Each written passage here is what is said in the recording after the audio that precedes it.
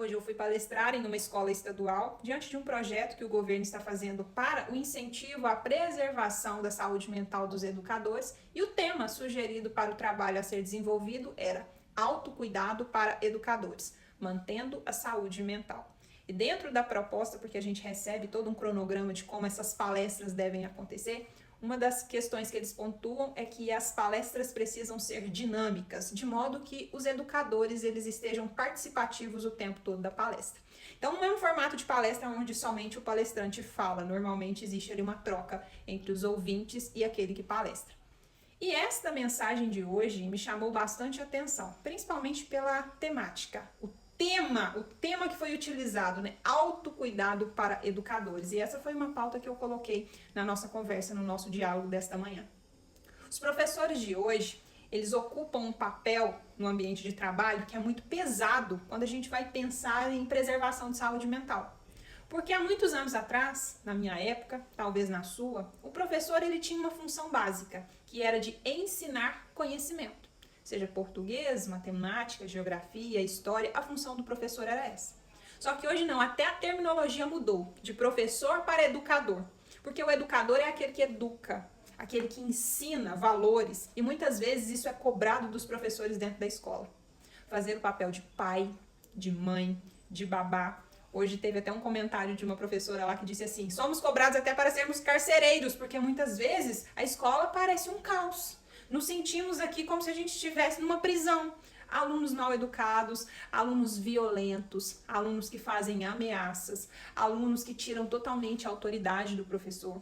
E aí foi o que eu falei para eles nesta manhã de hoje. É muito difícil colocar um muro, uma barreira. Que barreira que é essa? Até que ponto isso eu deixo na escola e até que ponto eu levo isso para casa? Porque tem um discursinho aí fora onde as pessoas falam assim: quando a gente vai para o trabalho, a gente não leva os problemas de casa. Quando a gente vai para casa, a gente não leva as coisas do trabalho. Quem dera se as coisas funcionassem dessa forma. Dificilmente, quando você é uma pessoa humana de verdade, principalmente os professores que lidam com as mais diversas demandas possíveis, alunos em situação de vulnerabilidade social, pobreza extrema, alunos em situação de abusos dos mais diversos tipos, e muitas vezes eles veem nos professores uma referência, até paterna, materna, daquilo que eles não têm dentro de casa.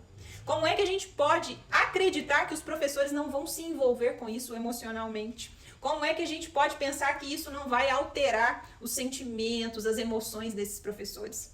Hoje eu acredito que é um dos públicos que mais adoecem. Havia um tempo, lá na nossa época também, que o professor era super valorizado. Quando alguém formava um professor, alguém ia dar aula, era um cargo de prestígio. Todo mundo respeitava. Agora hoje, o professor ele é visto como qualquer coisa. Não tem valor, não tem estímulo, precisa trabalhar em 2, 3, 4 escolas para sustentar a família, e mais do que isso, ele precisa sair de uma função que é de ensinar para educar. E não é uma tarefa fácil. Você que tem filho em casa, você que tem sobrinho, você que tem alguém por perto que é criança e adolescente, você sabe quão difícil é.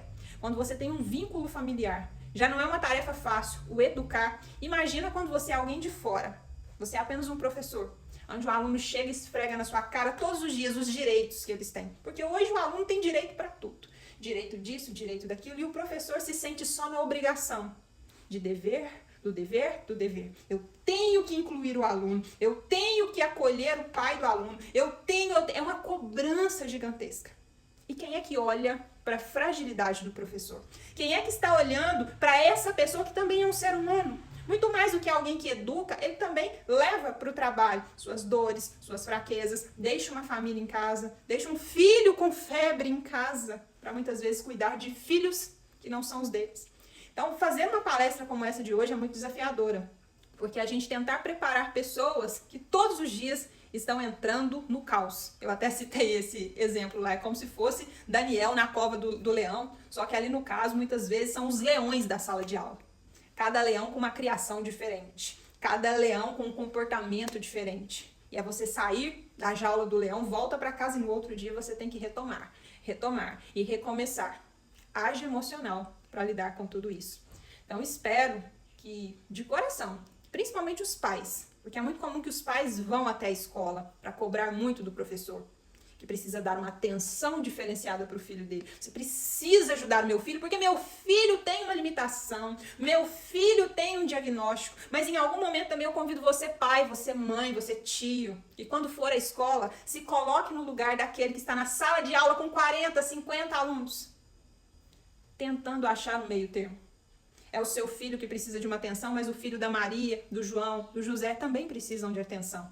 E a atenção de uma única pessoa, que muitas vezes entra naquela sala de aula fragilizada, deprimida, crise de ansiedade, síndrome do pânico, mas ali ela precisa encarnar, incorporar o papel, o personagem do educador. Porque professor não sofre, professor não tem dor de cabeça, professor não tem ansiedade, professor não tem problema. Afinal de contas, a sala de aula é o melhor lugar para se estar. Os pais que não dão conta dos filhos, 1 filho, 2 filhos, imagina aquele que tem que estar numa sala de aula com 40. Cada um com uma criação diferente. Então, que a gente possa se propor a ter um olhar diferenciado para o professor. Porque a lida deles não é, nunca foi e nunca será uma tarefa fácil. Oremos por eles.